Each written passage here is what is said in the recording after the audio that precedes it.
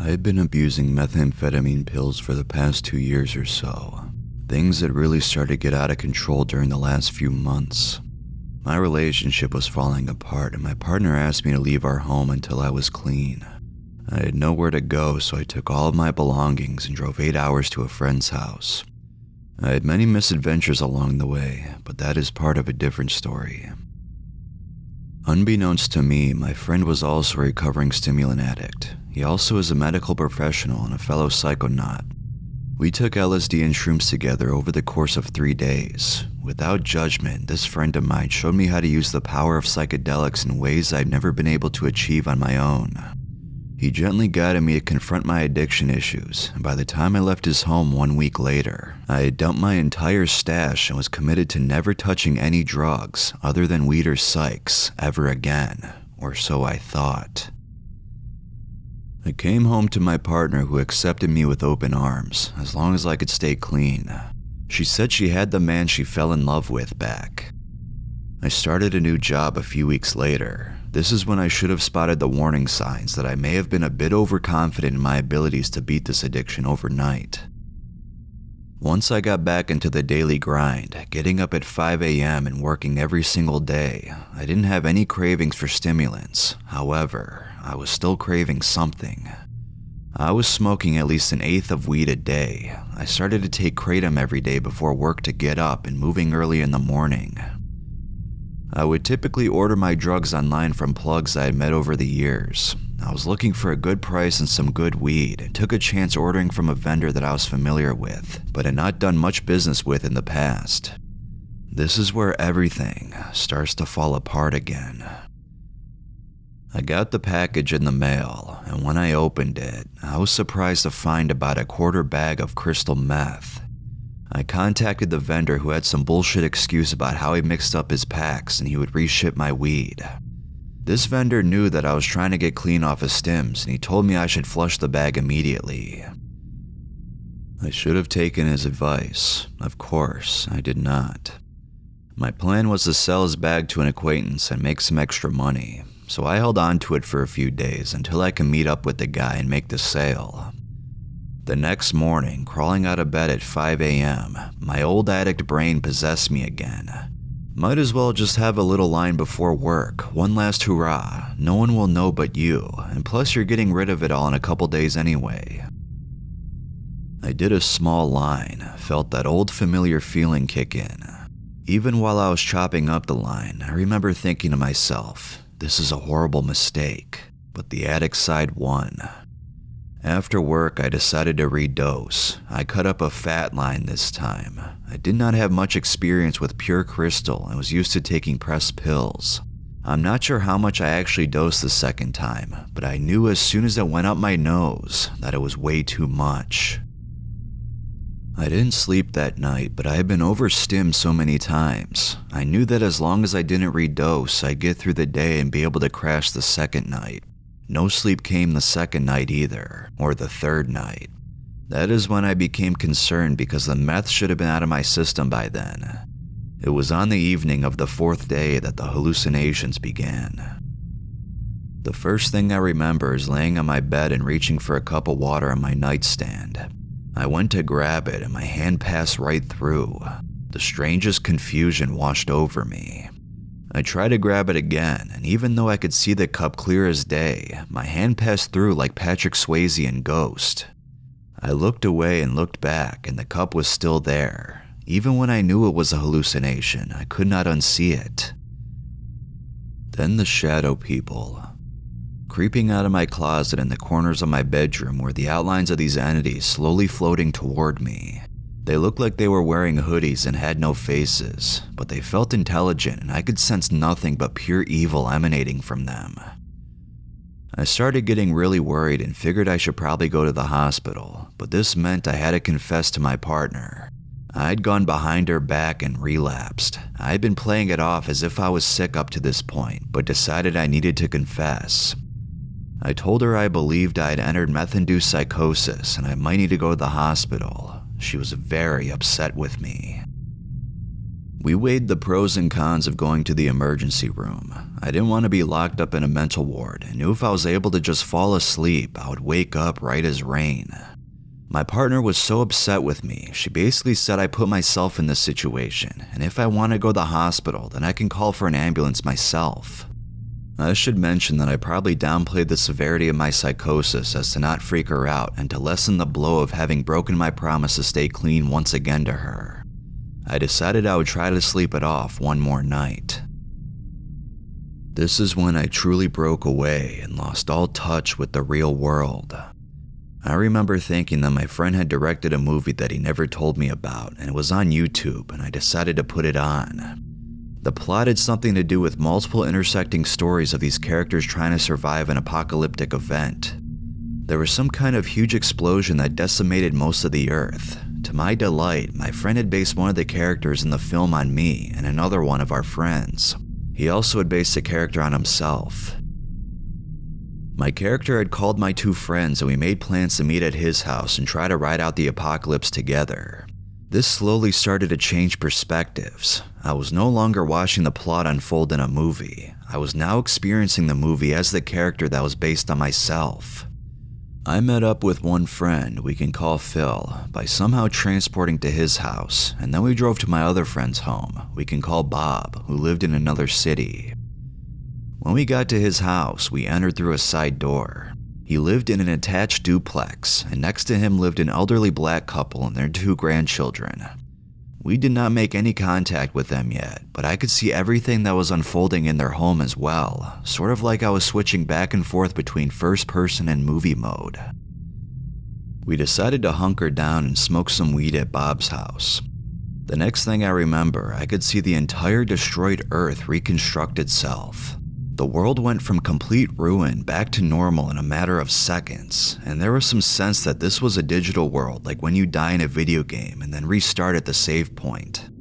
However, we didn't get to rejoin the world, and we were stuck in this apocalyptic dimension, looking down over the pristine earth that went about its business as if nothing happened.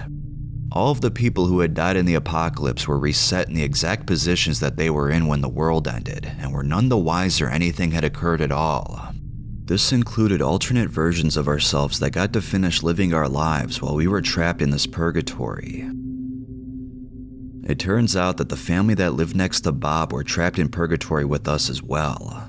There is an entire subplot that is very fuzzy to me now that involved us going back to Earth and murdering our own replacements and living out their lives, but each time we did, the apocalypse would happen again and we would end up in the exact situation. After some kind of eternity, myself, Phil, Bob, and Bob's neighbors had all accepted our fates. We were trapped in purgatory in this desolate wasteland forever. Then a new plot development occurred. The old man that lived next to Bob used to be a brilliant engineer and had all sorts of blueprints and science books in his basement. He had regretted wasting his life away with drinking and had let his great mind go to waste. Additionally, Bob and the oldest daughter that lived next door ended up having children, and somehow their children had children. We had used the old man's books and blueprints to reinvent the battery. We were then able to harness electricity and use it to watch the film that I thought my friend Phil had directed, which was the delusion I was currently living out. The old man preached to his children and great-grandchildren about how they should not waste their brains and to not follow in his footsteps. Then he would tell tales of the old world and would show the film. Some time had passed and we had repopulated this desolate land with hundreds of people, but they were all deformed from inbreeding and they didn't look completely human. They resembled something like orcs from the Lord of the Rings. They turned watching Phil's movie into a sort of ritual, and eventually an entire religion was built upon it. Meanwhile, the old man passed away, but the youngest of his granddaughters continued to work endlessly on one of the inventions he had written a blueprint for. This device was completed, and then we somehow used it to open a portal down to Earth. Another device was invented that created glowing orbs that were human souls. It became our job to create all the new souls and send them down to Earth. These souls knew of Phil's movie and of us, and we became the gods and goddesses of a new religion for all of humanity. One of the orbs was the Messiah, and we put Jesus on Earth. Our intentions were always good, and we hoped for peace. After thousands of years, we had finally somehow figured out how to get to heaven. We had been trapped in limbo for so long. Heaven was through some sort of portal, and when you went through, you would stay there for 10,000 years and then return. The catch was that you can only go one time, but the experience was pure bliss and ecstasy. I didn't want to experience heaven without my partner and our son, so I had to wait for them to die and join me in limbo. They said when they finally came, it was magical, and I sobbed when I saw them again, and we all walked into heaven together. The next thing I remember, the movie was over, and I was very confused. I kept peeking out the blinds to see if the outside world looked normal, or if the apocalypse had actually happened. I assumed that it must have happened and that I was now in heaven with my partner, as she was laying next to me. I woke her up and tried to explain to her that we were dead and to not go outside. I still don't think she understood the extent of my psychosis at that point because I could recognize her and where I was, and she got up and went to work. The series of the next set of delusions are all sort of jumbled together.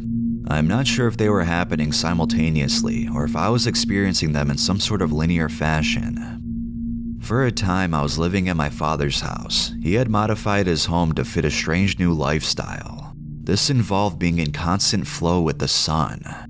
You would wake up each day and look into a mirror that reflected sunlight into your eyes for 20 seconds immediately each morning. When you slept, you would be snuggled against this strange pliable rod that would keep you in constant motion, rolling you over slowly. You would sleep every 4 hours for an hour. There was an alarm system that went off and played the same song when it was time to wake up. The song was by some really popular teeny bopper band that dressed up in Barney-style creature costumes. When you were not sleeping, you would be outside in constant sunlight. There were activities you would do until the sleep alarm went off. Each activity involved some sort of sun ritual-based exercise. At one point, I was trying to sleep on the couch that had an electric stovetop inside of the cushions. I kept turning it on and burning myself, and it was painful and terrifying. There was a tractor on my father's property, and I took it for a joyride at night. I drove into town and stumbled upon a festival that seemed to be related to a holiday like Thanksgiving. All of the townspeople were gathered along the main street. I came across a group of police officers on a tall hill above the crowd. There was a giant pig they had on a leash. They were going to have a stuntman ride the pig down the hill and into the crowd of people. This was some kind of tradition that was held annually. I took it upon myself to hop on the pig and took it for an exhilarating joyride. The cops found it amusing, and the crowd all cheered when I made it all the way down the hill. I made a big speech into a microphone and then went back to the house. They had captured the entire thing on film, and I was able to share it with my family. This is when my fiancée may have returned home because she was there with me at my dad's house.